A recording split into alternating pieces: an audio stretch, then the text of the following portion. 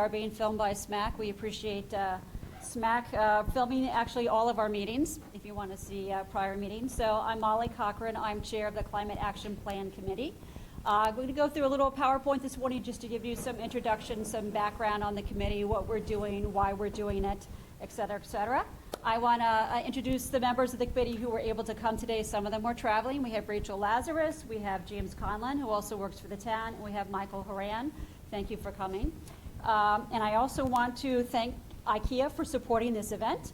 They have provided some food. We have some delicious cookies back there. We also have some seltzers. Help yourself at any time. And IKEA also brought a gift basket if you fill out a raffle ticket.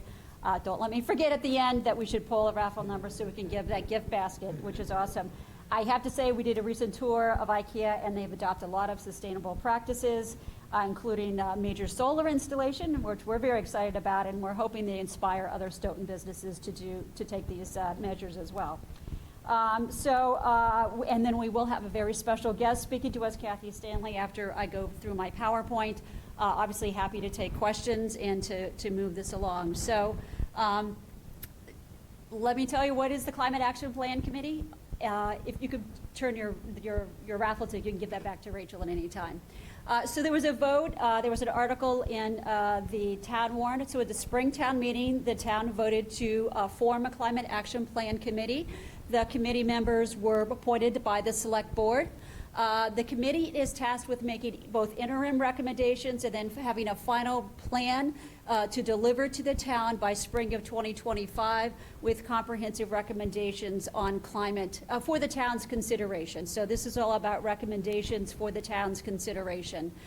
The committee has been pursuing grant funding to help with its planning process and drafting a report, and we've been speaking with multiple consultants. And quite frankly, there will be actually another article at Springtown meeting with regard to funding a consultant to help with the plan. So I want to make sure before we leave, in addition to your raffle ticket, to take a flyer, because at the end of my presentation, gonna talk about some action steps that people might want to consider. So this is our mission statement that the committee developed after we started our meetings in the summer. We want to create and implement a comprehensive and practical climate action plan that's tailored to our town, aimed at reducing greenhouse gas emissions, promoting sustainability, and building resilience in the face of climate change through collaboration with community members, businesses, government agencies, and other stakeholders. So that is our mission, and that is what we are trying to achieve. This is our first public community engagement event, although people are always welcome to attend our meetings. We will have future community engagement events as well. All right, so who has a climate action plan? We are not the first. I actually stopped my search after checking what other towns in Massachusetts have climate action plans. But most importantly, so Norwood is ahead of us. They've had one for a year or so. Milton's is in process, and Canton is in step with us. They, at their Springtown meeting, also appointed a climate action plan committee. So they are, we are on par with what Canton is in the process of doing. We have been speaking with the chair of Canton's committee as well. Certainly collaboration between Canton and Stoughton on some of these programs or issues or initiatives might make a lot of sense. So we want to make sure that we do that as well. I just want to say you can find all of these plans on the internet. So this obviously is a new concept to people. If you want to see what one looks like, you can look up any of these. Some of them are 50 pages long, I will tell you. Some of them are more like 30 pages long. But you can skim through them and get a sense of what ideas people have and what people are trying to address to make some progress on climate change. And I'll tell anybody who's a town meeting member, I am not going to repeat all my town meeting slides from last spring, but I want to give just a little bit of a climate change update. This is from NASA, a fairly reliable source, I would think. They reference that the Earth's average temperature in 2023 was the warmest on record, and that they state that the record-setting year of 2023 underscores the significance of urgent and continued action to address climate change. So quite frankly, that's what our committee is trying to do. We're trying to be part of that effort to address climate change. The economic costs, I think, quite frankly, people will legitimately ask questions about measures that might help fight climate change. So what's it going to cost? We also need to know the other part of the economic equation about what's already going on with the cost of climate change. So according to the World Economic Forum, they're estimating or projecting that it could cost between 1.7 trillion and 3.1 trillion by 2050. They're looking at, damage to infrastructure, damage to property, agricultural problems, and of course health problems might arise from these issues. And then to quote the Wall Street Journal, this is back from November, the U.S. now experiences an extreme weather event in which damages and costs top $1 billion every 3 weeks. So there is a very, very huge, very significant financial cost as these disastrous weather events unfold. So we want to bear that in mind. And then bringing it home a little bit, and this is something that homeowners and, quite frankly, anybody should be worried about, the cost of property insurance. So according to the Council on Foreign Relations, it says not only are American homeowners, we're at risk for extreme weather events, but we're also at risk for losing property insurance or affordable property insurance because private companies are reducing coverage, concluding that the risks and potential losses threatened by climate change outweigh probable profits. And they also state that in 2022, extreme weather damages totaled over $165 billion. And say what you will about insurance companies, we have a nod from somebody who knows the insurance industry. They're in the business of making a profit, and also, quite frankly, they're not stupid. I mean, they're looking at reality. They're looking at what's going on, and they're looking at the risks. And to me, when I look at this, I feel like, this goes right to the heart of the American dream, which is you save up hard if you're fortunate. You might be able to buy a house one day, but can you protect that house in the face of what's happening? All right, and just a couple of pictures here about a couple of examples about climate change and what's going on right now. This is a picture of a river in the Amazon. It was measured to be at its lowest level in 120 years. And then on a sad note, there's also a reference to in a lake in the Amazon, 150 river dolphins were found dead, not because of low water levels, but probably because the lake had reached temperatures close to 40 degrees Celsius. And I think even last summer we were hearing about really, really hot waters down in the Florida area, so closer to home. Unusually, obviously, that's going to affect the fishing industry. It's going to affect our food supply.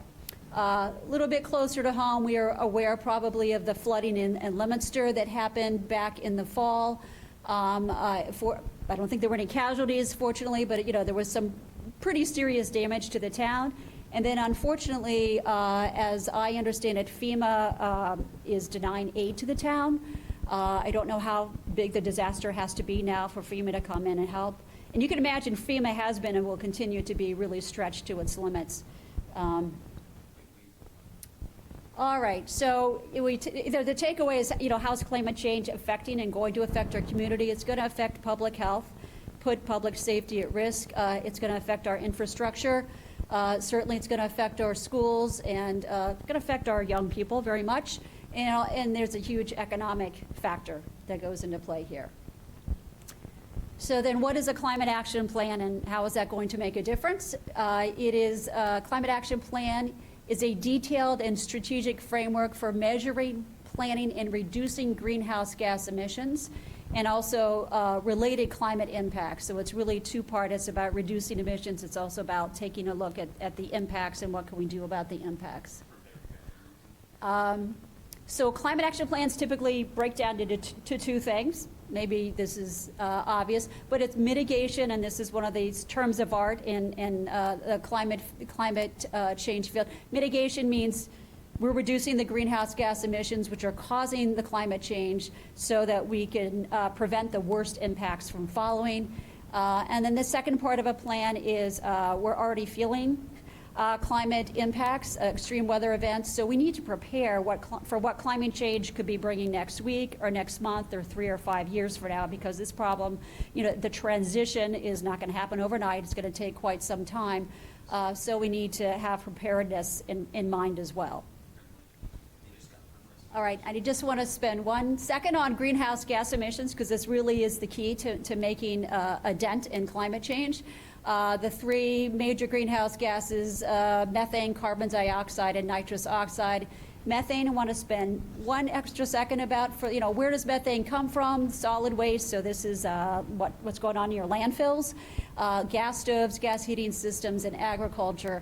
Methane is an extremely potent, extremely powerful greenhouse gas that has a huge short-term impact, about 80 times worse than carbon dioxide during the first 20 years it's released into the atmosphere. It also has really serious human health effects, like just the gas stove in your kitchen, which I wish I'd known 25 years ago. Sadly, we know carbon dioxide comes from vehicles, and then this lists other sources of nitrous oxide. So this is what we're talking about when we talk about lowering greenhouse gas emissions.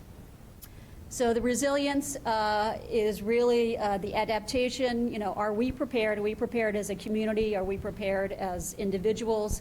There has to be emergency plans, I think, for some of these foreseeable weather events, flooding, heat waves, powerful storms, and I just had to reference too, homelessness and migration. There's already been migration of United States citizens to other places in the United States because of the problems with climate change, devastating floods. I mean, you can think back to Hurricane Katrina, you can think to extreme flooding in Texas a few years ago, which upends a community, and sometimes people move and migrate. And then on a global scale, you can imagine there could be quite a lot of migration as the weather continues to get more unpredictable.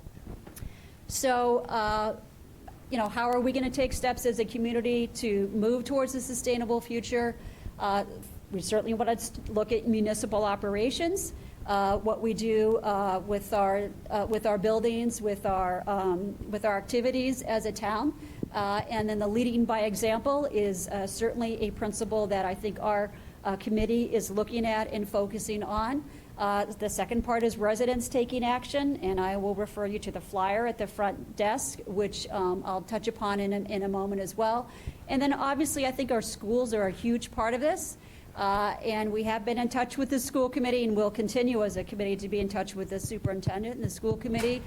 You have to educate students for what's going on, for what all this means, and help them to be part of the transition to a net zero future and to energy independence. And I just wanted to reference, so the leading by example, I want to reference that is the theme of really what our state government has been doing. So it started with Governor Baker's executive order a couple of years ago, and I'm sure there were prior things that Governor Baker did as well. And then, Governor Healy now has a climate chief, and we've reviewed the climate chief's report. So, and that's something you can find online, and it really just goes to the list of, the state reducing greenhouse gas emissions, having targets, trying to meet those targets, focusing on energy efficiency for all its buildings. That's really the starting point. Looking at new construction and trying to make sure that those meet certain performance standards, electrifying buildings and vehicles. Also, quite frankly, they need to up the renewable energy that's on the electrical grid, or the percentage of that's renewable energy. And those are all, I would say, mitigation measures. And then the final one is really a preparedness measure, which is ensuring that our state facilities can withstand the impact of a changing climate. So taking a look of if and when there are extreme weather events, how's it going to affect this building or that building or whatever. So our state is really very active on these issues, leading by example again. So just want to go through some of the large categories of, what are these solutions? What categories do they fit into?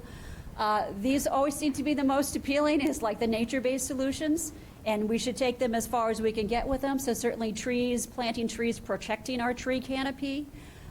There's also a great,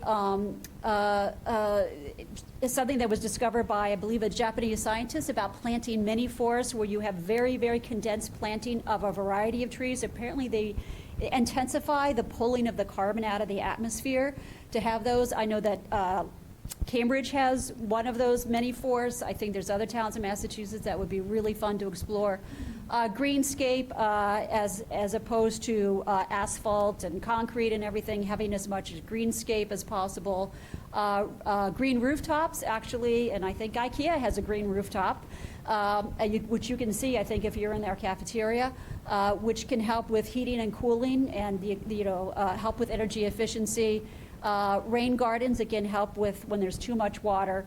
And then composting the organics, your food scraps, your kitchen waste, your fruit and vegetable things, that is going to remove the methane from the landfills. That's in and of itself a huge impact. Transportation, clearly, and there's challenges with transportation, but we definitely want to have safe streets and walkable streets. And I've certainly heard from somebody in our town quite a lot that we really have a long way to go on having more sidewalks that can take people to commercial areas or connect different areas, that there's not enough sidewalks. It's obviously very dangerous to see people walking in the street. So we would definitely want to promote more pedestrian access through sidewalks. Bike lanes, of course, we definitely want to make sure that there's safe bike lanes. Public transportation, we do have the great benefit of having the commuter rail right here. And maybe people don't take advantage of it quite as much as they could if they want to take a look into it. I've just recently been using it for going into business meetings and also going into Boston for entertainment events, using the commuter rail or using the Red Line from Quincy, and just why drive into Boston? We have an option. Electric vehicles, we know, are a huge step forward in reducing greenhouse gas emissions, and then plug-in hybrids, and that's a choice that might work better depending on where you drive, how often you drive, as long as you're plugging it in and actually using the electric charge as much as possible. That could really be a huge part moving in the right direction. Buildings and homes, it all starts with your house or your building being energy efficient and not having old windows or things leaking out, moving to electric heat pumps. Also, your appliances can be, creating more greenhouse gases than are necessary, taking a look at moving to electric appliances. Smaller building footprints as we build things in the future. Housing density, that makes a difference. And accessory dwelling units, that's an idea that I think fulfills many needs, including the terrible shortage of housing we have here. So those are some ideas. Those are some of the things that a climate action plan would go to addressing. So, and really it breaks down into what can the schools do to contribute, or let me just, these are some specific proposals, or I should say general proposals actually, in climate action plans that break down into, is it a school-related issue? Is it what the municipality itself is doing? Or is it what private residents are encouraged to explore and hopefully to adopt? So the schools, personally, I think the curriculum is very weak, very, very weak on this, given the urgency of the matter. And it's not just the handful of students who want to take the advanced science courses. Everybody should be well educated and well versed in climate change. Workforce development, quite frankly, there's a lot of issues where there's a shortage of workers who can help transition to energy independence. And I recently heard there's going to be a shortage, or at least in England, there's a shortage of people who know how to fix your EVs. So we need people trained, and that could start at the high school level and the vocational school level. So we have somebody here from the vocational school committees to focus on, these are where the jobs are going to be. But we need the workforce, and also people have proposed that your schools should be doing recycling and composting, which is not happening right now. Municipal ideas that are in other climate action plans are clearly, where can the town put up solar arrays? There should be town EV charging stations where feasible. There should be a way to track. If you're looking at your greenhouse gas usage and you want to plan to reduce it, you need to have a way to sort of track your progress. Zoning can affect climate change. What's your building code look like? What do your redevelopment policies look like? Those are also important. And then, of course, for a municipality, and I'm looking at James here, it's that emergency response. What are we going to do, or what's going to happen if we have like a 5-day really serious heat wave? There's not everybody has air conditioning. What if the grid goes down? These are challenges that you'd want your town to be thinking about these. And I know they're already looking at flooding, actually, which is great. And then I have to, end up with the general public. What can residents do? So I go back to my flyer. Some of these things are actually money-saving things, like, taking a look at consumption, taking a look at your recycling and composting, which doesn't really cost anything. And some of the things are investments that you can make in your home, such as moving to a heat pump, moving to updated appliance systems. And I really just wanted to take one moment. If anybody wants copies of these, you can come up to me and I can make sure I can email them to you. So there are these, if you go to Mass Save, which is referenced on the flyer, the state and the federal are giving away huge, significant across-the-board tax incentives and tax credits, to move to a more sustainable, appliances, your home, solar panels, whatever it may be. So there's a federal from the Inflation Reduction Act. There's energy efficient home improvement credit. So it's not even necessarily that you have to put in a solar panel, but if you take other energy efficiency measures, the government wants to help subsidize that. And also, I know many people are on very limited budgets. The state has a program, I believe it's the state, called the Income Eligible Program. If you are, a very modest income person, they want to help you, increase the energy efficiency of your apartment or your house. They want to help you, buy appliances that are more energy efficient and less damaging to the environment. So there's all sorts of programs out there. And I sort of feel like this is your tax dollars at work. Take advantage of it while it's available, because you can make a huge dent in your carbon footprint as an individual in this as well. So I'm happy to take a few questions, and then we do have a very special speaker here that I'd love for everybody to hear from. I'm happy to hear what anybody comments from anybody, and please feel free to go back and get a cookie, get a seltzer, whatever you may want. Eric, yes. I have two questions. The first one is, what's the town's disposition on the municipal option strategy code? Are you guys moving towards that? The other one is, do you feel like we're well positioned to participate in any of these government reductions? So on the stretch code, I will say somebody I talked to at the town didn't seem to be at all welcoming or open-minded, but that was just one person, as opposed to talking to the town manager directly or the entire select board on that. I feel like we already, and I know Nathan knows a little bit more about this than I do, because you've talked about it at our meetings, but I feel like there's something like the mandatory is going to catch up with the stretch code. So it is a complex issue. I think as the committee, we need to look into it more and continue to have discussions about it. That's the kind of thing, there is definitely going to be some resistance, because if people feel it's making things harder or driving up cost to build. But it's all about the short-term versus the long-term cost. As you know, with anything with your house, there might be a short-term cost or investment, but in the long time, you increase either energy efficiency, so you have lower energy bills, or you increase the value of your house. And the second question, I knew I was going to forget it, what it's about. MAPC, I know that they get the newsletters. So, a lot of help that they can offer. yeah, so we are, and I do get the MAPC newsletters as well. We're on their list. They're one of the organizations or one of the agencies we're trying to get a grant from, a planning grant from, and we're in line. So in other words, we filed for the grant a whole year ago, and we didn't get it the first year, but we're sort of still there in their queue, because quite frankly, they're very busy with many towns doing this same work. So hopefully, if we get into that grant process, we certainly will make sure we have the dialogue as to everything, every opportunity they have to support moving in the right direction. Thank you. Other questions? Mr. Gito?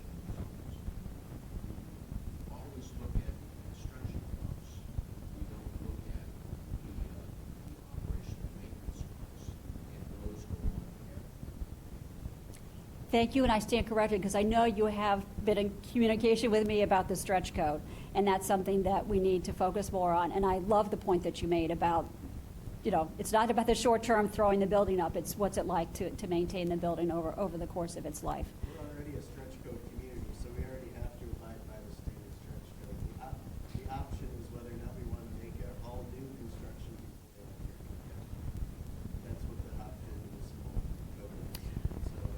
So it's really focusing on buildings that aren't constructed yet, and making sure that you're future-proofing them for a time when you can't actually get gas, and avoiding having to do retrofits 5 years after the building's completed. Right, and I wasn't clear because I thought there you had to get special permission from the state to have a rule that you can't build new construction with gas, so, That hasn't come down to that. okay. There's no mandate against gas. There's a mandate that you have to put in all the electrical infrastructure to support full electrification if you want to use gas. Okay, so here we have somebody with a lot of expertise, and thank you, that's why we're having this discussion, because both, obviously, Mr. Gito, our select board member, has a lot of expertise on this, and thank you. That's the kind of stuff that we need to talk. So Jerry, you had a comment? Yeah, I just want to chime in on the, if you live in California or Colorado or Florida, very high to get homeowners insurance right now.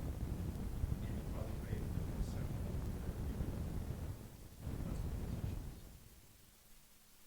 That's a, And it's affecting us too, because there was all industry. that's very sobering. No, you can't get very high prices. Wow, Especially as the higher value property. okay, wow. California insurance companies. Bill isn't bad. Other comments or questions before we get to our next speaker?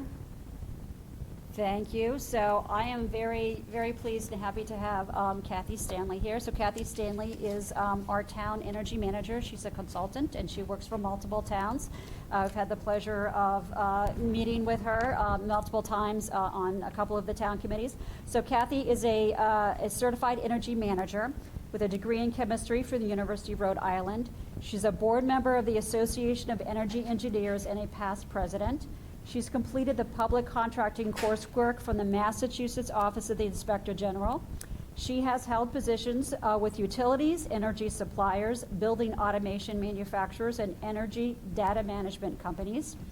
Kathleen has held account management positions with suppliers of both natural gas and electricity, and currently helps organizations save money and reduce risk as the founding principal of Energy Advocates, LLC.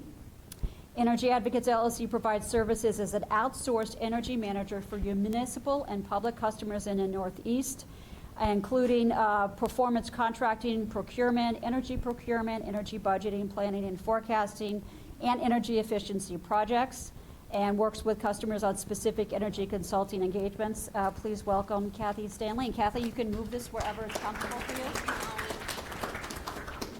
I need to speak near this mic, right, so it picks me up? I've been told, It will find me? well, the room can hear you, but it's about SMAC, our SMAC engineer. Yeah, if you want to walk around, we have this microphone. Oh, thanks. Thank you very much for having me today. I did not prepare slides, but I did prepare topics. So I'll just speak to you. Mostly, I want to start by talking about what we've been doing at the town of Stoughton to address as much of these issues that we can control. I tend to focus on things I can actually control, and let Molly and her team focus on the things that I can't control. So we are a green community here at Stoughton, and as such, we are eligible for green community grants, $200,000 every time we apply for those grants. These are energy efficiency grants.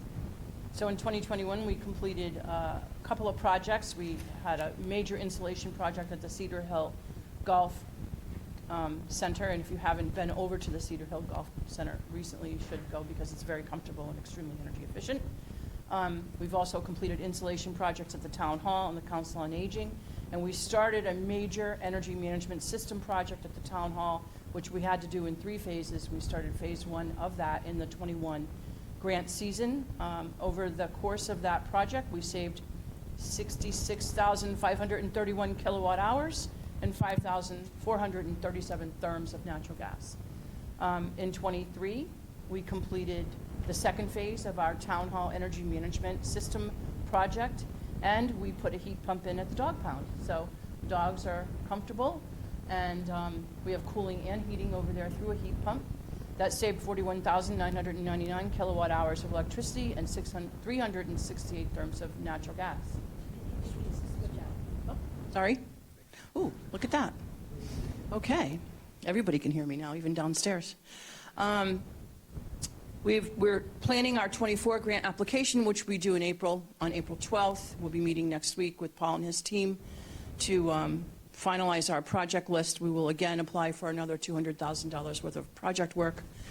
We will finish the Town Hall Energy Management System. So if you work in the Town Hall or you've been to the Town Hall recently, you'll notice that things are way more comfortable in that space, and we are seeing the energy reduction both in our bills and in our tracking and trending. It's really wonderful to have a good energy management system. These are computer systems that run the building. They set back the building when it's not occupied. They bring the building forward for comfort when it is. It's all automated. Our DPW folks can look at all of the equipment on their phone. They can see if something's broken or something's failing or in an alarm state and deal with it immediately before it becomes a problem. So we are very excited about that. That's what's going on with respect to green communities. Last year, we completed a scoping study along with an engineering firm that was hired by our utility friends at, I think that was Eversource that paid for that. We did a heat pump electrification scoping study for the Wilkins School. The Wilkins School is currently heated with steam. The steam heat system is approaching the end of its useful life. We now have to start thinking about what we're going to do to replace that heating system. These electrification projects are very expensive, and I want to apply for a Renews America Schools grant to pay for a heat pump system to replace that steam system in the Wilkins School. That rebate, the grant application will come due, I think, sometime in the spring. The feds haven't released the date that it's due yet. The last round of Renews America Schools funding that was available from the federal government was a year ago when we finally found out who got it. I had 2 applications in. Neither one of them were funded. There was one project funded in the state of Massachusetts in Natick. So that's what we're up against. But we know that the feds like to fund projects that have that are located in environmental justice communities that affect electrification over fossil fuels. So we're hopeful this year that we'll get a look at from the feds. So that is one plan that we have. You have to understand, when you look at replacing a steam system for a school like the Wilkins School, the cost of that is about $500,000. To put in a new heat pump system, air to air, is $2.6 million. To put in a new geothermal heating system is $8.7 million. So when we say these technologies are more expensive, we're really not kidding, and we don't have that kind of money.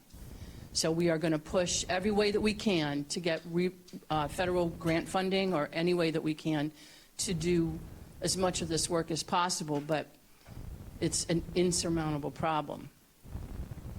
I do think that it's important to note that your brand new high school is operating in an extremely energy efficient mode.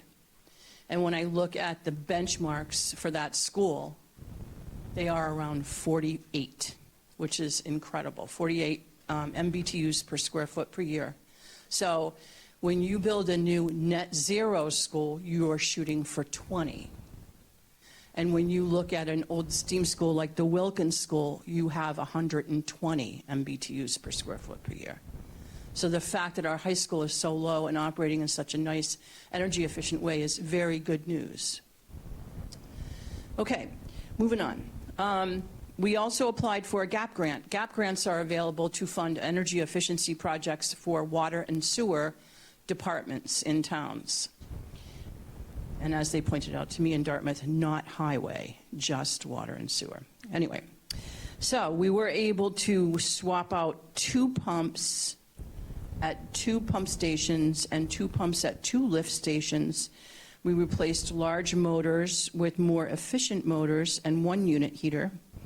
That project cost was $92,754 that we got from the Massachusetts Department of Environmental Protection, and we saved 25,571 kilowatt hours and 212 therms of natural gas. So those projects are not available every year, but I like to watch them carefully because I know that our water and sewer departments could use all the help they can get. And I don't know when the next one will be coming out, but you can bet we'll be in line. Okay. On to supply. So one thing we can do here at Stoughton to save money is to buy our natural gas and electricity at the most cost-effective way possible for the town buildings. I'm talking about strictly for the municipally owned town buildings. So we recently locked in a natural gas supply contract for our town buildings that goes out 3 years. Right now, the natural gas market is at unprecedented lows. The NYMEX is the New York Mercantile Exchange. It's the public market, the commodities market in New York, where natural gas futures are traded on that market. Those prices are hovering in the 3s, 350, 380-ish per MMBTU of natural gas, and we were able to take advantage of that low market to be able to lock in our current contract.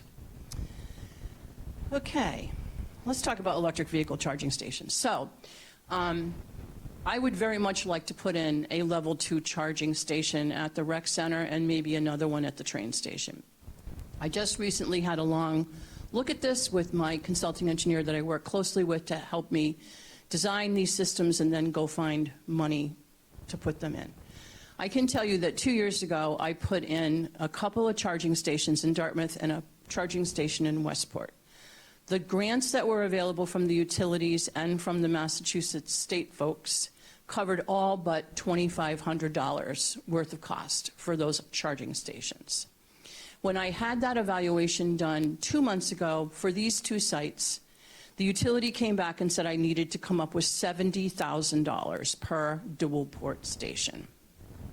So I, of course, threw a big fit and called everybody I knew, and they said, well, here's the problem. The Department of Public Utilities looked in at the 3-year plan from the when the 3-year plan for the utilities was filed for the EV charging incentive rates. They thought there was some double dipping, and they didn't allow the same incentive structure. My feeling after throwing a fit and having a big discussion with the Department of Energy Resources over this is nobody's going to put these stations in if it's going to cost $70,000, and they're not going to get anywhere near their goal for these EV charging stations. I think if we sit tight and look again next year, these will come down into sanity and we will get these stations in. I can tell you there are new incentive rates out there for level 3 chargers right now. Level 3 chargers are very expensive. The overall capital cost required for the infrastructure and the charging station itself is somewhere in the neighborhood of $400,000. There are utility incentives that cover the entire cost for these EV charging stations. However, there are some problems with these level 3 chargers. The first and most important problem from my point of view is the utilities have made a new determination that all of these chargers, whether they're level 2 or level 3, will have their own meter, which I thought was interesting. So that means you can't just use a building meter and connect it in through the electrical infrastructure. You have to separately meter it. You know why? Because they have a new tariff before the department. They're going to basically charge a different cost for all of these EV charging stations, and a level 3 charger can set a sizable demand charge. I don't know what those are yet because the department hasn't approved them and I don't have any numbers to look at. So it's hard for me to go to our administration and say, gee, let's put in one of these chargers with absolutely no idea whether or not we can afford to pay for the electricity or recover it by charging our drivers for it. I have to wait. We have to do this in a way that makes sense, that provides options for our community for EV, but that is done in a way that we can responsibly recover the cost and pass them on without soaking people, and do it in a way where we understand what the risk is to the town. So I think these are I want you to understand, these are the learning curves we're going through with respect to EVs. Everybody's going through the same learning curves, and they're all throwing a fit and calling DOER and the Department of Public Utilities and everybody else. We will get there. But that's what's going on in the EV market right now. I don't want you to think we're not doing anything. We're doing a lot. And I do also think that the level 3 charger is a charger that will charge a car in 15 minutes. Do we really need that at our rec center and our train station? People are going to want to park their car at a level 2 charger and get on the train. That takes 12 hours to charge a car. That's sufficient, and it's way less expensive. So let's get a bank of 4 ports of those level 2 chargers over at those train station parking spots, and I believe we will get that done. We'll just stay with it. All right, so that's what's going on with EVs. I just want to make a note about our aggregation. We just got a new 36-month contract for our town aggregation on November 23rd start date at 14.34 cents. I think this is a fine place for us to be. I understand it's not the cheapest rate of electricity you could possibly get if you wanted to watch rates constantly and flip in and out of contracts, but it is far better for us to pay 14 cents on our aggregation for, the whole year and avoid having to go into a rate with a utility that would be in the 30s. So, and that's my primary concern, is making sure that we protect our residents in this town from astronomically high electric prices at times when they can least afford to pay them or even know that they're going to happen. So that is where we're at with respect to that. I know you can opt in with 100% renewable for 14.49 cents if you want. That's what I was just going to ask you to tell them about the opt-in that Yep. you can do if you are joining in the municipal aggregation. Correct. So that's an opt-in. Nathan? Just to follow up on that. Yeah. Thanks. So just following up on the aggregation and the opt-in for the renewables, this is the second contract in this program. So for people who were already in the program and had already opted in to the 100% renewable, will that continue, or do you have to re-opt in? I think you have to re-opt in, but I am not certain of that. But if you want to be on that 100% renewable rate, I think it's worth a phone call, because that's all it would take. And who would we call? So if you go to the Stoughton website and you put in the search bar, this is what I did this morning on my way up. You put in aggregation, a bunch of links pop up, and one of them will take you right to the press release that gives you all of the phone numbers and email addresses that you need, or anything else that you would need to use to find out who you call. I know your contract is with Direct Energy, so you just need a phone number for them, and I know it's on the press release. Great, thanks. Yeah. So that's what's going on with our municipal efforts. There's, we are very busy at the town making sure that our buildings are as efficient as possible. We are looking at everything right now to determine where we should place our efforts with respect to readying for heat pump technology, eliminating fossil fuels where we can. If you can't eliminate them, then you've got to become as efficient as possible. That's definitely my focus and the people that I work with, and they are wonderful people to work with. I got to tell you, I love working at Stoughton. We've been very successful with our team here.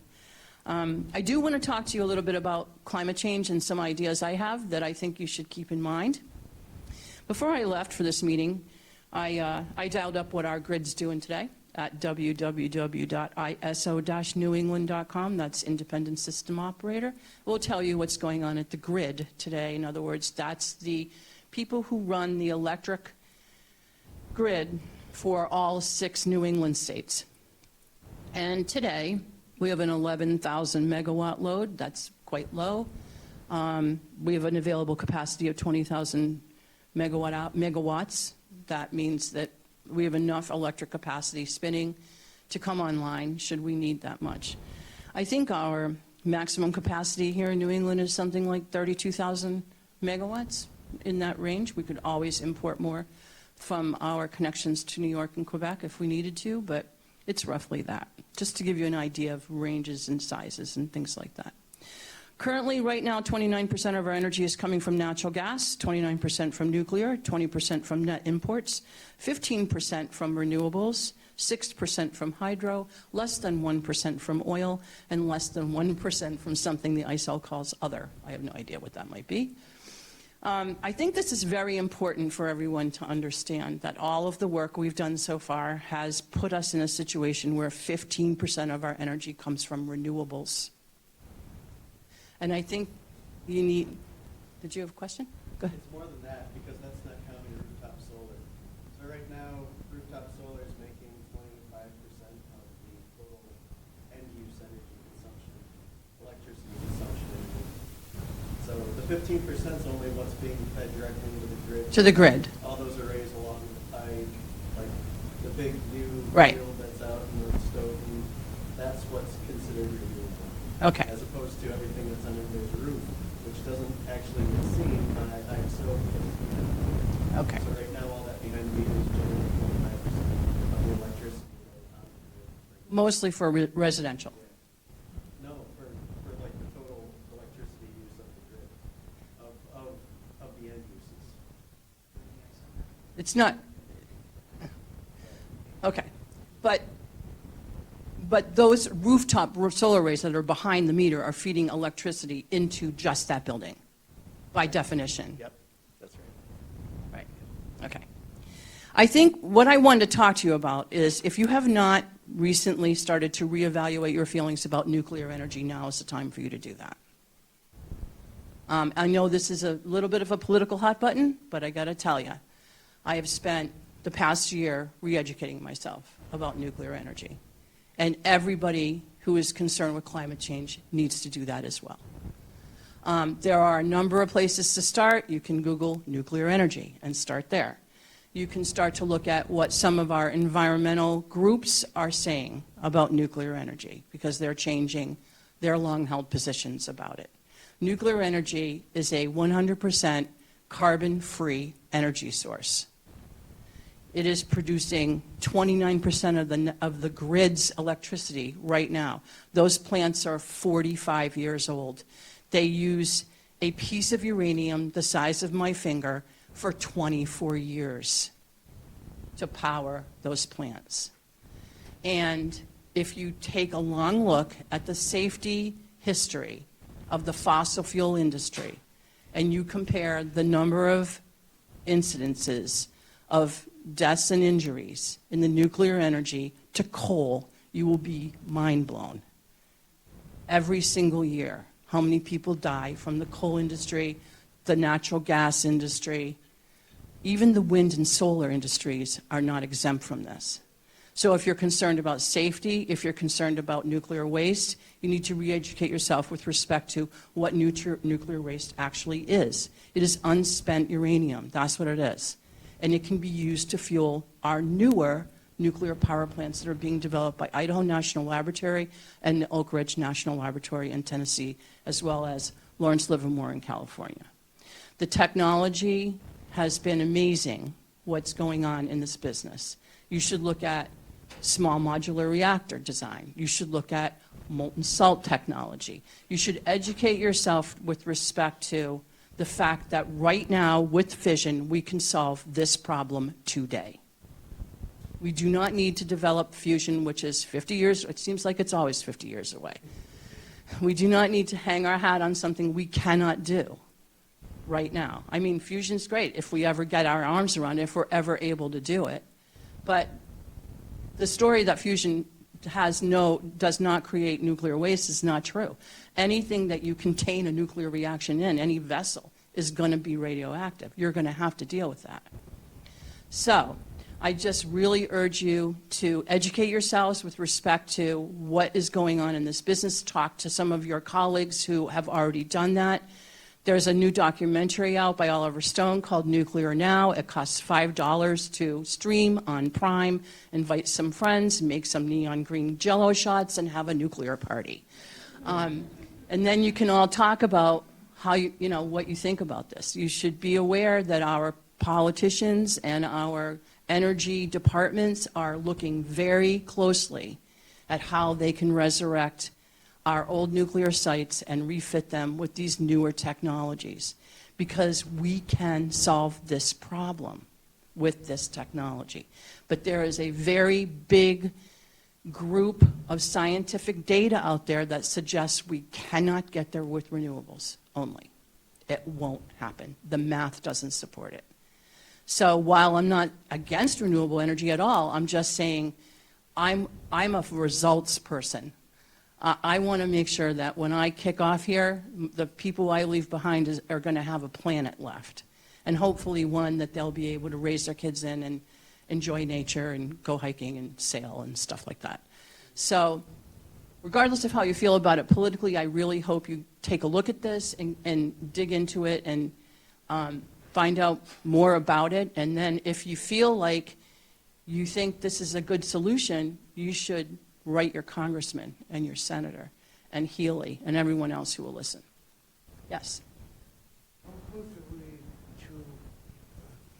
How close are we to nuclear fusion as opposed to nuclear fission? I keep hearing or reading that it's right around the corner. So, The people who I know in the business say we're pretty far away. We do not have the material science that can actually encase a fusion reaction right now. So we have to invent some materials that would do it. Who knows, right? I mean, I think it's a great science, don't get me wrong, but we have the fission technology today. It exists. And the only thing we need to do is we need to, educate. We have, 5,700 nuclear engineers in the country, and we need 270,000. So tell all your kids to go into and not just nuclear engineers. We need mechanical engineers. We need civil engineers. We need concrete people. We need trades. We need people who can do controls. We need high school kids that like to game and don't really do well in the academic environment, but could be taught to be a great technical HVAC technician or someone who can program a control strategy. Those are the people that we desperately need to solve this problem. Thank you for letting me use this platform to...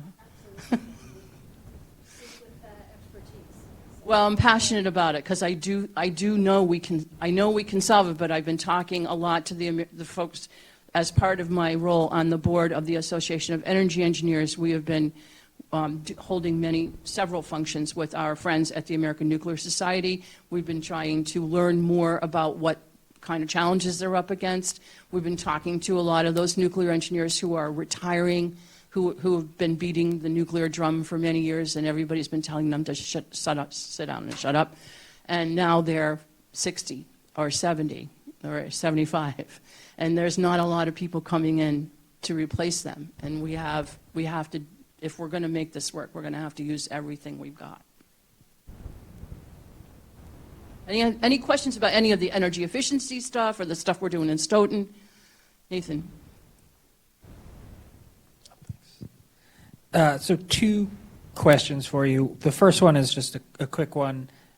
Roughly how much money has the community brought in through the Green Communities grant program over the years? I know it's a pretty significant amount, and a lot of that is in large part to your recent efforts. So if you have a rough number, I'm sure people would love to have a sense of that. Currently at about $500,000 in pure grant money through Green Communities and GAP money. And then I like to think we have a significant amount of avoided costs through our work in supply. And I thank you, Nathan, for your help with that too, because you and I talk a lot about supply. And that's about $500,000. And that's just over the last couple of years, right? That's since 21, yeah. Yeah, and so the Green Communities program in Stoughton dates back to 2016, and I think there was at least another $500,000 there. So we're well over $1 million in grant money through this program in the last 8 years, which is really significant. It is. I think people should have a good sense of the value we've derived from not only that program, but having someone in your role to work with our town officials to make sure we're always putting our hat in the ring for more money. I think the other thing too, Nathan, is because we're a green community and because we get these grants every year, we have to do reporting to them. We do quarterly reports, we do a final report, we do an annual report, and in that process, we communicate a lot with Department of Energy Resources. And while I do like to call them up and scream and yell at them, they are an incredible resource for us. They provide all kinds of technical help, support, policy help. They're a wonderful group of people, so I've got to say that too. Of course. My other question is just, and maybe Molly and folks from the committee might chime in on this as well. We're doing all of this work and looking to put together this climate action plan. How are we envisioning, or what level of buy-in do we have from town leadership to take that plan and integrate it either into the master plan or to make sure that the recommendations are taken seriously and that the plan turns into action once we have it written? That's a really good point. As you know, as Molly mentioned, I work with several municipalities, and I can tell you that I know we are very concerned with climate, energy. That's our focus. It helps our administration for municipalities for us to understand that they're very concerned with running a town. That's their primary concern. The calls that come into DPW and to the select board usually aren't only focused on climate change and energy. They're more likely concerned with, why am I paying a whole lot of money for trash pickup? Where was the trash truck on Monday? How come there's a pothole in front of my house? And these kinds of things. And that's what gets their attention, is how do they continue to run a town and a school. As you can well imagine, the challenges of running a major school system in a town like Stoughton is significant. But they all still manage to be concerned about energy and climate. And I work with them towards continuing to educate them and keep their eye on the ball that you're going to go down this lane whether you like it or not. Because when your school STEAM system fails, no one is going to pay you or give you a grant or provide money if you use a fossil fuel to replace that system. So if you expect any money from anybody to help you, then your eye better be on, how am I going to electrify these buildings? Because that's the only way it's happening.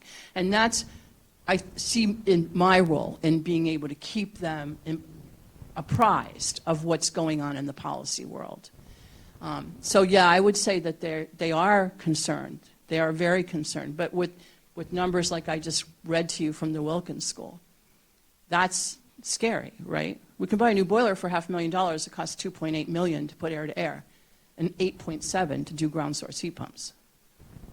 So, and the other thing with respect to the geothermal solution, which I do want to mention because it is something we have to talk about and think about, is when the engineers that I talk to from the utilities tell me about geothermal energy and how do I select these buildings and what's the best criteria, they say things to me like, well, a campus is best, so if you have 2 or 3 buildings together, that's good. And you should always put these into buildings that are going to be around for a long time. Like, for example, maybe 80 years. So it's hard, I mean, that's easy if you're a college, but we're a town. All of our schools should be replaced within 80 years, except for maybe our high school. In fact, all of them should be replaced within 50 years, I would think. So with that kind of guidance, it's difficult. The other thing that comes up a lot with respect to geothermal is I'm continuously being told about these great tax credits, but the format doesn't exist for me to apply for them. The IRS has not compiled the necessary paperwork or websites for us to actually go get that tax credit. There's no way for us to get it yet. So while it is there, it's not, and it's a continuous problem. I mean, these promises are stacking up faster than the actual processes whereby I used to get the money. And it's hard for me to go to an administrator and say, you should make an $8 million decision because somebody's going to pay you for it, but I don't really know how or when. Can I just comment about, actually, maybe let Lou go first to Yeah. respond to the issue about the town support and town official support. Your question is a very good one. because your question is, how are you going to get support within the town to do the things that need to be done to change how the town deals with energy and the environment? I have said, and I will say again here, we have a very poor communication system within the town of Stoughton. We do not communicate well with the public, with the citizens in the town, and we do not try to put out before the people the things that they need to be aware of and to be responsible for. I've not had good traction on that. There is an article in this town meeting to hire a communications director similar to what the school has. Jeff Pickett in the school department is running their program. We need to do that. We need to get our information systems up to speed so that people know what's going on in town. Because if you don't do that, then you can't focus people on the things that need to be done. All of the activity that's been going on here that Kathy has been talking about, I think hardly anyone knows about that. Certainly, I learned a lot, and I haven't spoken with her at all in the couple of years that I've been recently a selectman. But I know I need to do that.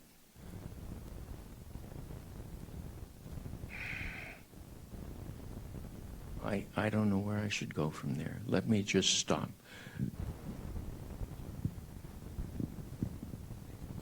I think that's good feedback. I certainly will take it back to the folks that I report to and work with in Stoughton.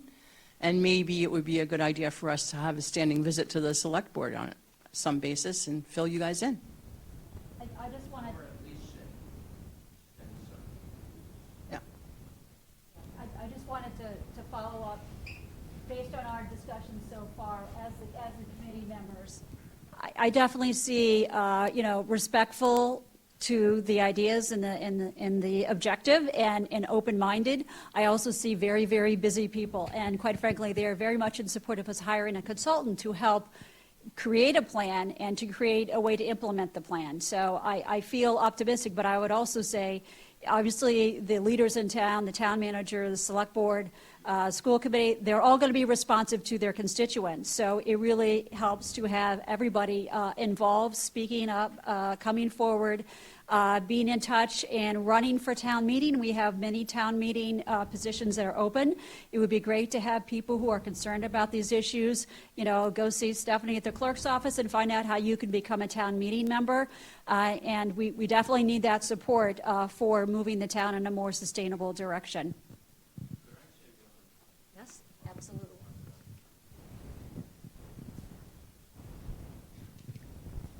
You raised the nuclear power issue. I worked in the environmental field for many decades. My last stint was at state government level. And there was one discussion that occurred about going into renewable energy, getting off of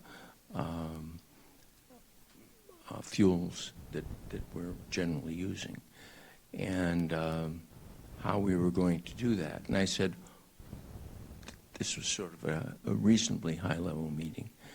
I said, oh, so how are we going to deal with the nuclear fuel that we had just decided to close down the Plymouth plant? And there was deathly silence. And I think it's so important to follow up on what what you were talking about. In Europe, they are doing things a lot differently than we are. They have basically the same kinds of problems that we do. And we need to get our head out of the sand. I agree with you. Thank you. You're welcome. I highly recommend you take a look at this documentary that's out now. It addresses historical positions on nuclear, political positions. It addresses the global problems, and it talks about the future in terms of what's possible. And we tend to focus a lot on our own problems here in New England, where we live and work, and we think about climate change from our point of view. But if you could deliver clean water to the country of India, that's a game changer. Thank you. Thank you, Molly. Thank you very much, Kathy. Really appreciate it.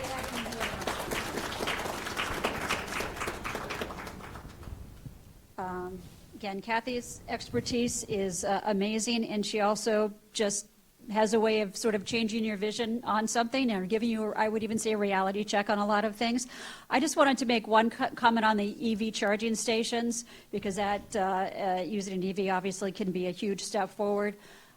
First of all, I do understand that because I've spoken to the fire chief, that the fire station is going to have some EV chargers not for the big apparatus, but for different cars that go there. So that's great. That's a step in the right direction. And I just hope everybody understands, like, you can charge your EV at your home. So, the be it all and the end all isn't like, are there some in town? Are there some, at the Stop and Shop, which I hope there should be someday. But you can have an EV charger. You can have a workable transportation system by having an electric vehicle if you put in a charger at home, which is not terribly expensive. So people should just bear that in mind. And then obviously put in pressure wherever else, whether it's at your workplace where I have EV chargers, but I'm pressuring for more, asking for more, or I'd love to see it. We've got IKEA putting in EV chargers, or they already have some. We'd love to have people increase that. And we have a question from the audience. We do have charging stations at the high school. Oh, thank you.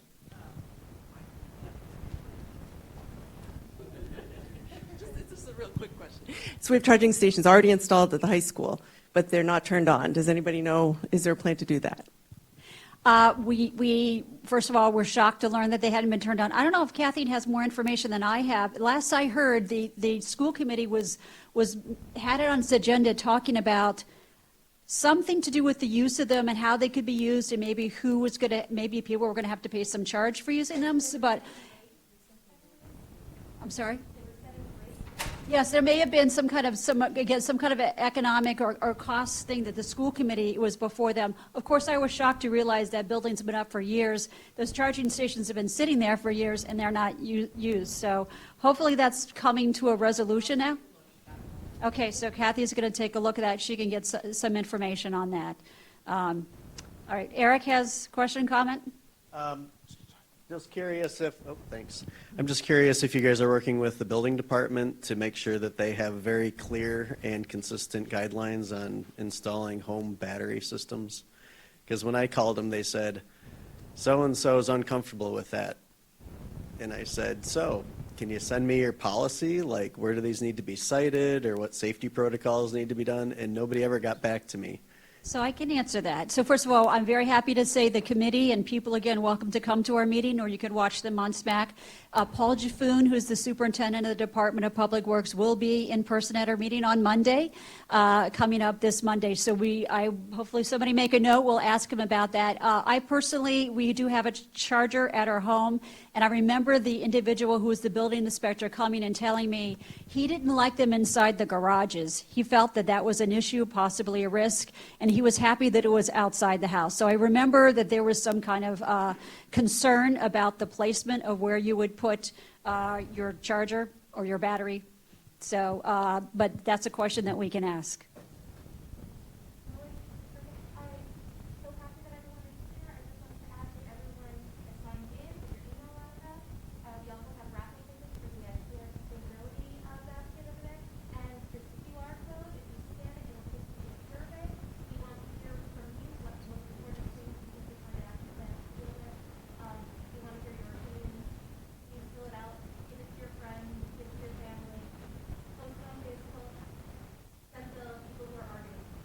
Thank you. And just for SMAC, she was just encouraging people to fill out our survey as well as the raffle tickets. And Kathy has a response. Yeah, I just want to mention with respect to EV charging stations, the way other municipalities typically do it is any municipal charging station within the town, regardless of whether it's at a school, fire station, town hall, rec center. Usually there's a rate set, it's policy by the town of what that rate's going to be. It's usually set to recover only what they pay. You can't mark up electricity unless you're a utility, so let's not be doing that. But we can recover the cost. It's not an exorbitant amount of money, but it's all done through a dashboard. When you have an electric vehicle that you charge through a charger, you have an app on your phone for the charging company. You go to the charger, you engage your app, you charge your car, there's a fee charged to your credit card, that goes to the charging company sends a check to the town, that's how it works. So we just, as a policy, I will be happy to look into the high school ones, I will be happy to help you coordinate this through the fire, I'll talk with Paul about it and we'll get our arms around it.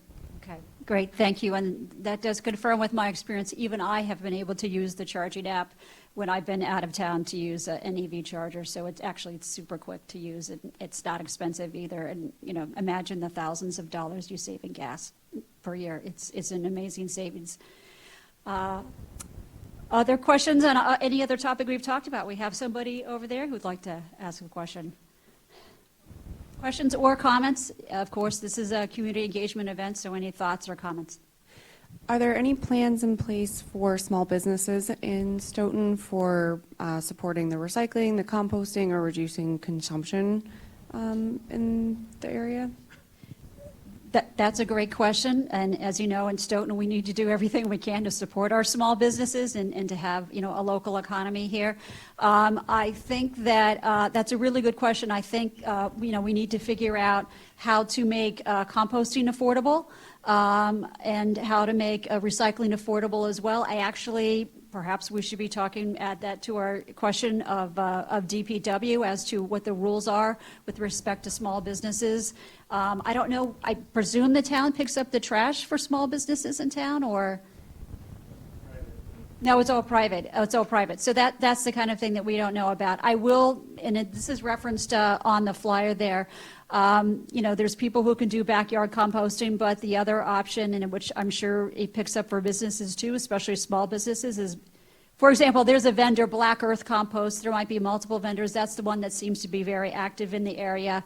If you call, and it's on the flyer, Black Earth Compost, they might certainly be easy to, in an affordable way, pick up compost. Certainly would love for all the restaurants in town to just get rid of their food waste or through composting pickup versus throwing it in the landfill where it's just creating methane. So that's a great question, and that's actually a good question too. I don't know if I think James could correct me. Pam McCarthy is at the town in charge of economic development. I mean, any sort of business-related question, she's a good person to get in contact with. I mean, if you sort of say, gee, I'm a small business person, we like to do recycling and composting, what ideas do you have, or how could we accomplish that? I think that's great. And again, you can talk with me after the fact to make sure you get the name of her. Other questions, thoughts? And I know we have another member of the committee who arrived late, Aisha. I wanted to introduce her as well. She's also a member of our committee, so very happy to have her here as well. Other questions or comments or ideas? Eric? I just wanted to point out that Mass Save is, there's been a recent Massachusetts law passed that no funds can be used to incentivize the use of fossil fuels. And so that's had drastic impacts on the structure of Mass Save. And going forward, any building with a gas connection, new construction, with some exceptions, can't participate in the Mass Save programs for new construction. And so only all electric buildings can participate in Mass Save going forward for new construction. For retrofit, you can still apply and participate in the program if you have a gas connection, but you can't get an incentive for, say, putting in a condensing boiler or upgrading your boiler. So you can't get incentivized for any gas-fired equipment at all.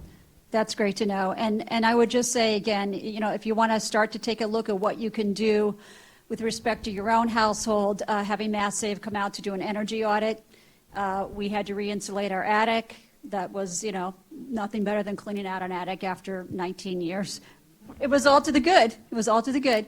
But, now we've got a permanent upgrade in our home, quite frankly. So, but they're very nice, friendly people who come out there, very helpful to have. And they'll tell you, your old hot water tank needs to get updated, that kind of thing. But they'll point to all this incentives, and quite frankly, putting in a heat pump, we got a huge payback from the state, and we got it pretty quickly. What it was 30 or 60 days, but I think they're a pretty reliable agency doing really good work in this area. Other questions? So, Robin? Just a comment. A comment. You mentioned about electricians and HVAC people. Yes.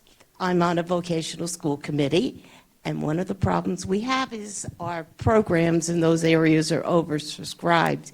The state is not building vocational capacity at the rate they should be building it. Vocational schools are very expensive to build, and they're not building them big enough. For example, our neighboring district, Tri-County, which is in Franklin, they're building a new school, and they're limiting it to 1,000 students. They're not looking at the needs in the workforce. They're looking at kindergarten, first grade enrollment. They need to change their look. They need to change the way they look at capacity in vocational schools. I know at Southeastern, the most popular program we have is electrical, and we can't take any more students in that field. So we need to have more capacity to train electricians and HVACs and other fields as well, but those two in particular. That's a great comment, much appreciated. And I know that the issue with people wanting to get into vocational schools and not being able to has been very much in the forefront of the news, but there's a particular need and a demand. You should also be in touch, I don't know if you have, with Dr. Bayetta, because we talked about workforce development and the limits of the vocational schools, and also trying to have something in the standard high school programs that at least puts somebody on track to maybe continue their education somehow when they graduate from high school, but at least they're getting some of that, even without the whole VOC program. So that would be great if your school committee is in touch with Dr. Bayetta, I think, on those issues to, again, workforce development. And I also think it's just like a very promising field because it's a very highly skilled field for people who don't want to go into a regular 4-year or can't academic college, but they can have like a really good career in this.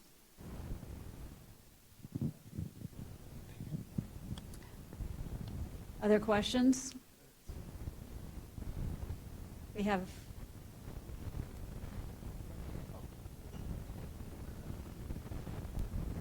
Thank you. Hi, my name's Kathleen Krogan-Kamara. I see a lot of familiar faces tonight. You've done a great presentation. Really a lot of useful information, bringing the information to just everyone. I see somebody from the Stoughton government. It's great that we're talking to Stoughton government, bringing this all together.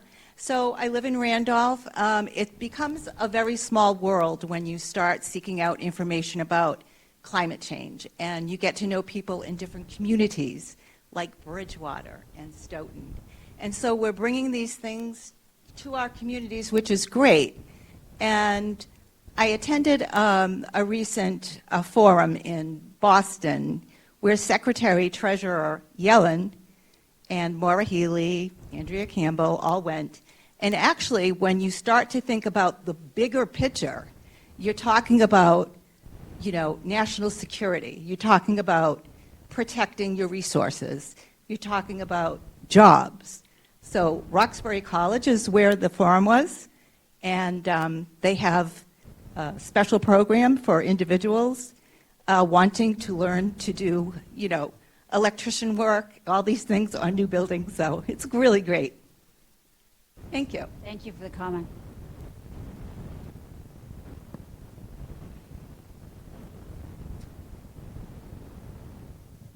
Hi, I was wondering if there's any plans to put in any bike lanes or improve cycling infrastructure in Stoughton, because I ride around Stoughton every once in a while, well, especially a lot this year, and it's a little bit more unpleasant than other surrounding towns like Easton, Canton, Sharon. So That's a great question, and I've heard that comment before about being, and we do bike in Stoughton, about how difficult it is. I have seen some new bike lanes over the last couple of years that I haven't seen before.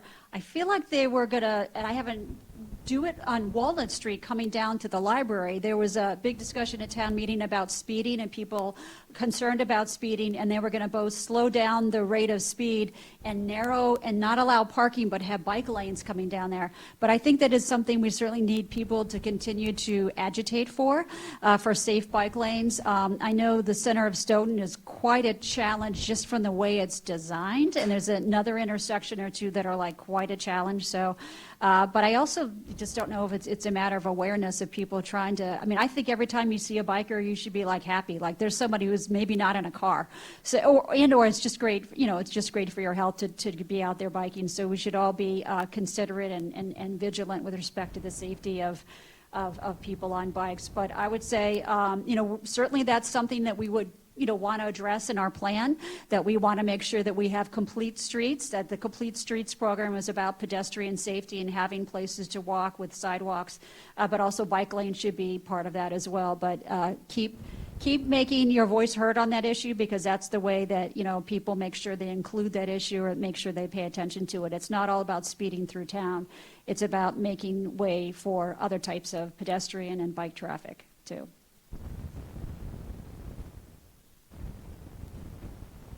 Other questions, thoughts, comments? We certainly hope to see people who are interested in these issues become town meeting members and/or come to select board meetings. I would have to agree with Mr. Gito. Communication could certainly be improved. I think it's a little disappointing for those of us who are town meeting members when you go to various and sundry events and you're like, it's the same 50 or 75 people. I mean, there's like 28,000 people in this town.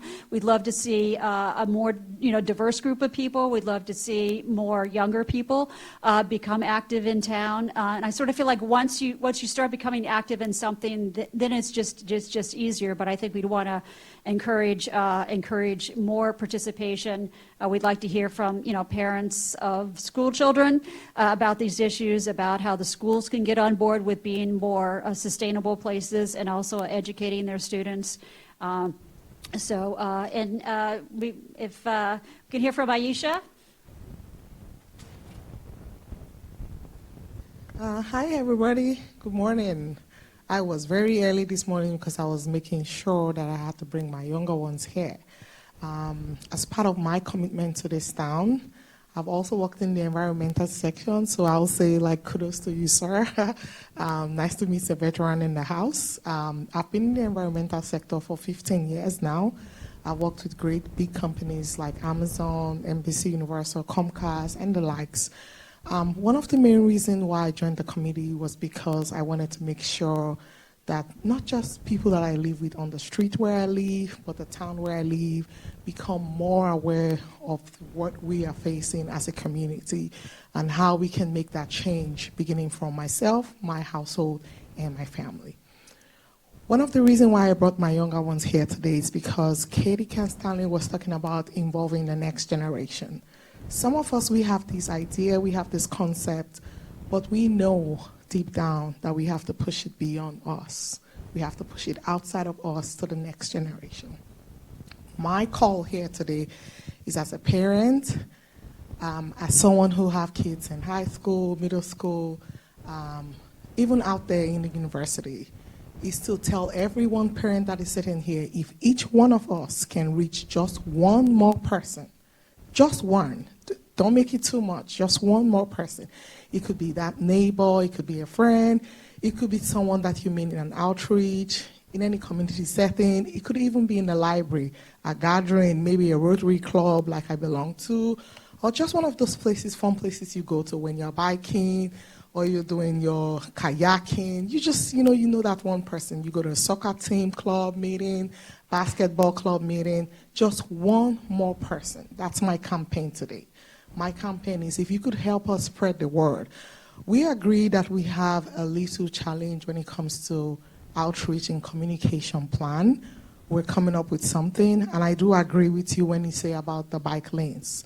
I do see bike lanes, but again, I will want to stick with the point where Molly brought up to say, as we are driving along the streets, we do care about the people that we live with. Maybe we don't know the next door neighbor by name, but by face we do see them.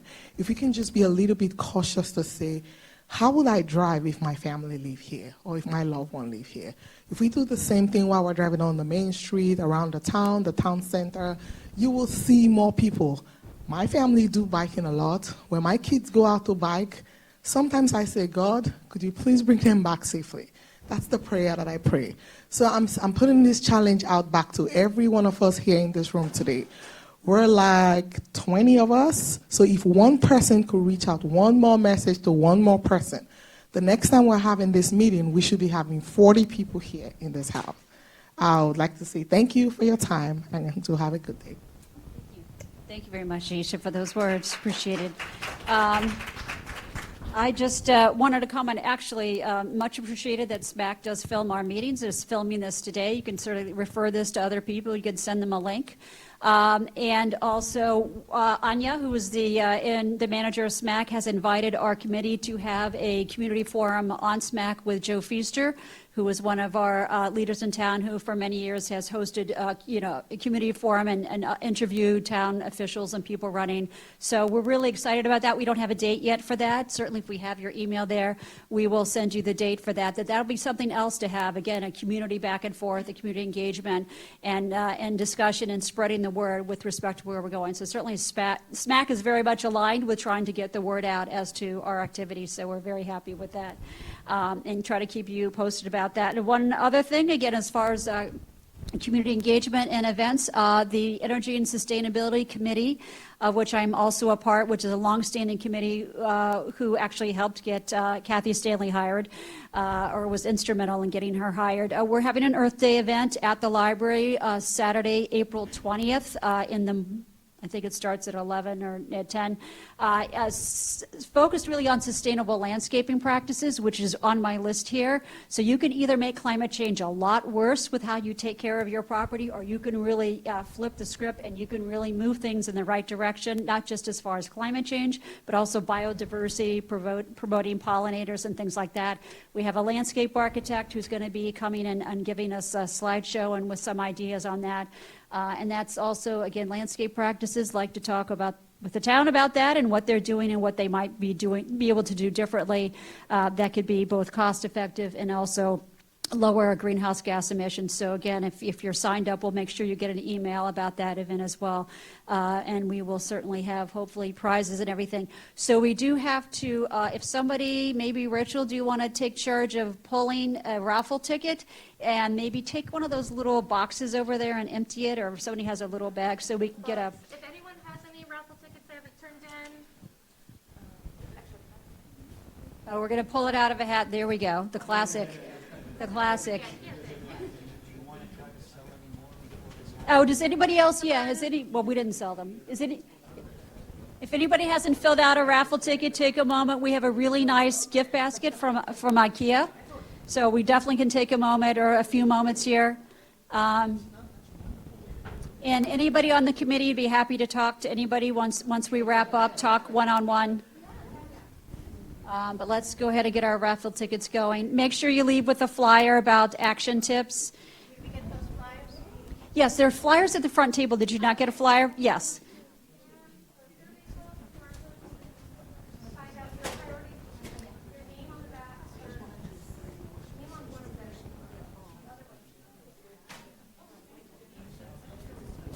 Are you guys going to update the baseline study?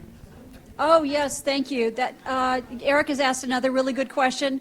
So oftentimes part of a climate action plan is you do a greenhouse gas inventory, which based on actual data looks at what is the town, and this is the overall town, not just municipal operations. What are our greenhouse gas emissions and what are the sources of those emissions, transportation, gas versus electric. That will be part of the climate action plan. At this point, we have volunteers from the Energy and Sustainability Committee who have done such an inventory in the past, working very hard to gather and crunch the data and do the inventory again. So hopefully that will be done, and then hopefully also we will have a consultant who will help with the plan, so we can give them that data and they don't have to redo it, which will save them time and save the town money. So we're really happy to have the volunteers do that. So the point is to have an analysis of where we are now, so we can, check it every couple of years and make sure, that should be going very, very sharply down on a graph.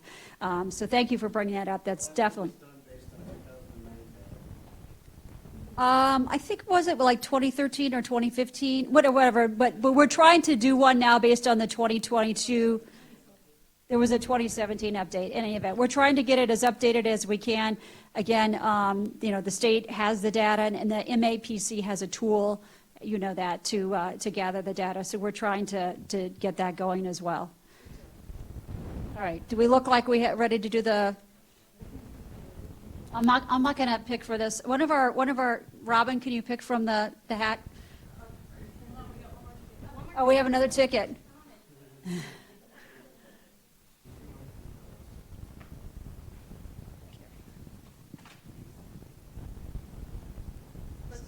Well, that means good, because you can't see it. Here it is. Pick one out. This is blank. What is it? No, it's, Aisha, it's your son, so. Okay, congratulations, Aisha. You won. You won the basket. He's excited. He's very excited. All right. Anything else, or if we're ready to close it out? Again, I think the members of the committee are happy to speak to anybody one-on-one. We'll try to be in touch through email communications. If you don't have a flyer on action tips, please take a flyer. And I think, you will all feel better if we do take some action and move things in the right direction. So thank you very much for coming and spending your Saturday morning with us. We really appreciate it, appreciate the turnout and the support. Thank you.